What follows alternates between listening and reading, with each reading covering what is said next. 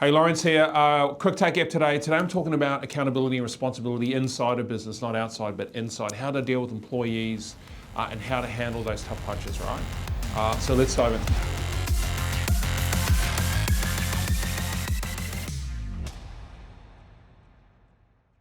Number one, the founder, the chief executive officer, the director, whatever you want to call yourself, if you own the business, you are responsible. The buck stops with you. You've heard that term before, right? But it does. No matter what happens inside the company, you're to blame. Now, if you had a board, they're going to come after your head.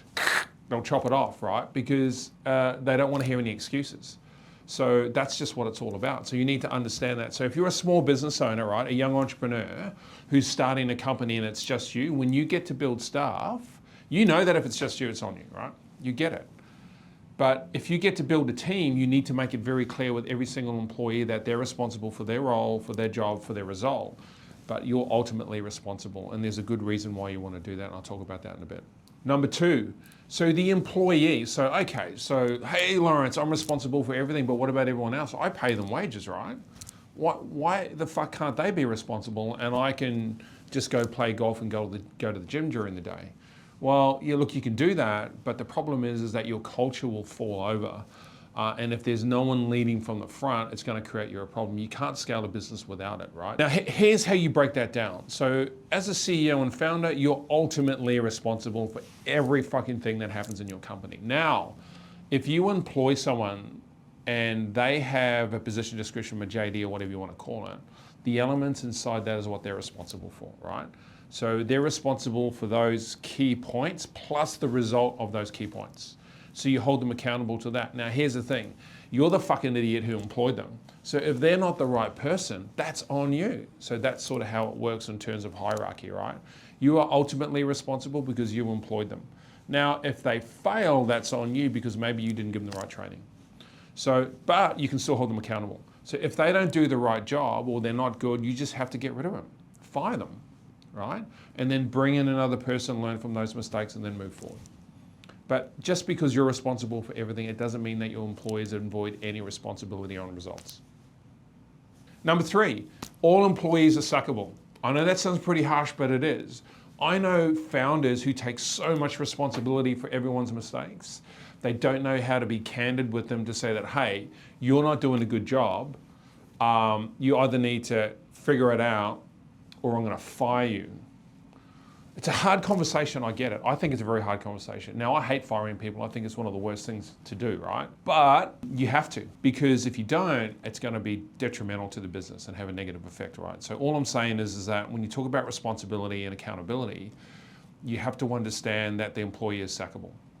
And you have to be candid, upfront, transparent, and honest. So if they're not doing a job yet, hey, I take responsibility, I hired you, maybe I haven't done the right thing here, the training was poor, the induction was poor, whatever, no harm, no foul. But if they can't get it together and deliver the result that you need with the right training, the right induction, the right support, the right communication, the right tools, they're sackable. You have to get rid of them. Number four, there's a reason why you want to take responsibility. It's not just because you want to be cool.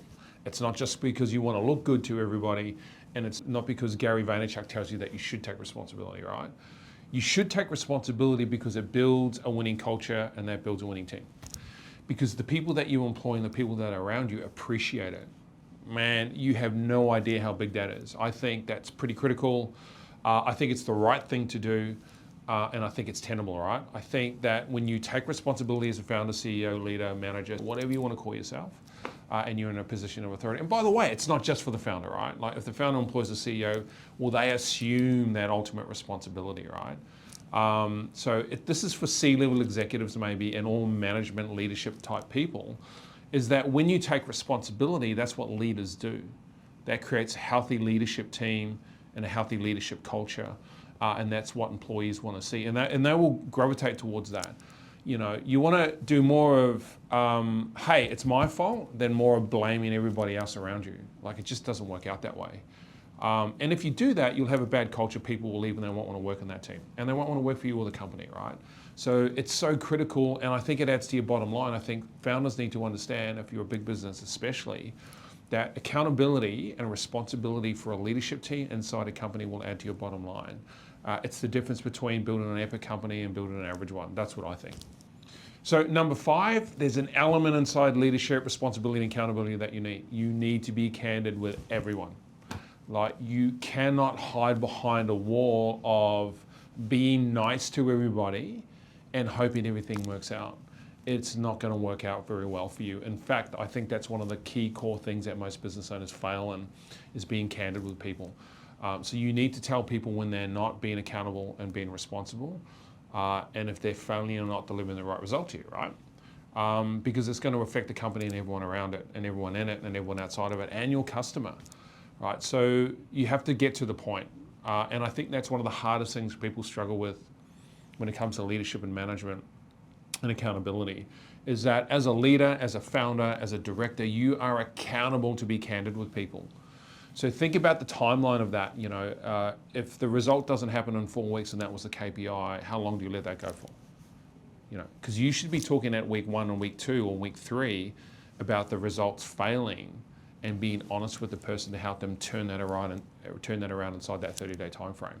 Otherwise, you sit inside a room after 30 days for 45 minutes and still don't get to the point. And then the person goes back to the drawing board and they keep going for 3, 4, 5, 6 months. Now, what does that conversation look like? It's like, hey, things are not going that well. I think your results low compared to what we said. What's wrong? How can I help? So leaders will go to how can I help? But you've got to call them out on the bullshit, right? You can't let them make things up. Oh, hey, it's been raining and this happened to my dog and my mum, and like, well, that's bullshit. That's got nothing to do with your business and what you pay them for, right? So they have to deal with that. So you've got to move it to one side, and you've got to go, hey, the result's not happening. I want to talk to you about that. Here's my take on it. Is that accurate? What do you think? So depending on that conversation, you say, hey, let's give it another 30 days, but we need to see a result. And if that doesn't happen, this might not be the right role for you. You have to say it. I know it's tough, but it should be done. It will add and contribute to the bottom line and build a successful culture and company. So just to recap those 5 things, the first thing was the founder is ultimately responsible. So you have to take that on board. The second thing, the employee is also responsible. So don't let them void that responsibility. The third thing is the employee is sackable. So you have to have those conversations, and if they can't make it, you have to get rid of them. Number 4, being responsible and driving your leadership with that will create a winning culture and a winning team. And number 5, you have to be candid, honest, and transparent. Hey, I hope that helped. Thanks for joining. Appreciate your time, and we look forward to speaking to you next time. 3. What the fuck? That's more importantly. Fuck. Hey, Lawrence here. Today, chickens. No, 3. No, okay. What the fuck is number 4? Reason for what? Candy.